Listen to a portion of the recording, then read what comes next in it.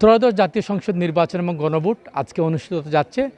প্রতীক্ষিত সেই গণভোট এবং জাতীয় সংসদ নির্বাচন ঘিরে সকাল থেকেই উৎসবমুখর পরিবেশ বিরাজ করছে মৌলভীবাজার জেলার 554টি ভোট কেন্দ্রে। তবে আমি যদি একটু দেখাতে চাই, সেটি হচ্ছে যেহেতু আপনি জানেন যে মৌলভীবাজার জেলা পাহাড় চা বাগান অধ্যুষিত এবং অনেকটা শীত এখনও রয়ে গেছে। আজকে প্রায় তাপমাত্রা 12 ডিগ্রি সেলসিয়াস ছিল, ফলে মানুষ অনেকটা দেরি করে ঘর থেকে বের হচ্ছে, বিশেষ করে চা বাগান থেকে শুরু করে শহর এলাকায়। ফলে ভোট সেন্টারে উপস্থিতি কিছুটা কম, তারপরেও অন্য যে কোনো সমস্যা থেকে নিঃসন্দেহে ভোটার অনেক বেড়েছে এবং মানুষের প্রত্যাশা, বিশেষ করে 5ই আগস্টের পর নতুন একটি প্রেক্ষাপটে বাংলাদেশে যে জাতীয় সংসদ নির্বাচন এবং গণভোট অনুষ্ঠিত হতে যাচ্ছে, সেটি একটি ইতিবাচক দিক। তাই এলো ইনোভার, যেন আপনি লাইফে থাকেন রেডি প্রতিদিন। Innova, designed for now.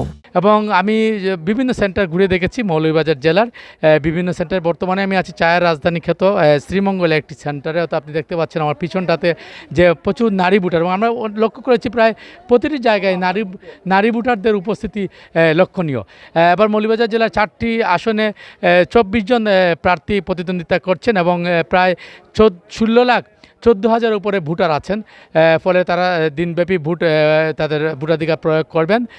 পাশাপাশি বিশেষ করে নিরাপত্তা ব্যবস্থা, প্রায় 10,000 আইনশৃঙ্খলা রক্ষাকারী বাহিনীর সদস্য, বিজিবি, পুলিশ, সেনাবাহিনী, র্যাব, আনসার সহ সব মিলিয়ে প্রায় 10,000-এর উপরে এই আইনশৃঙ্খলা বাহিনীর যে সদস্য তারা মোতায়েন রয়েছেন। সব কিছু মিলিয়ে বলা যেতে পারে যে সময় যত গড়াবে, বেলা যত বাড়বে, ভোট সেন্টারগুলোতে মানুষ ততই বাড়বে, এমনটাই প্রত্যাশা করছেন এখানকার যারা প্রার্থী যারা আছেন, প্রার্থী সমর্থক যারা আছেন।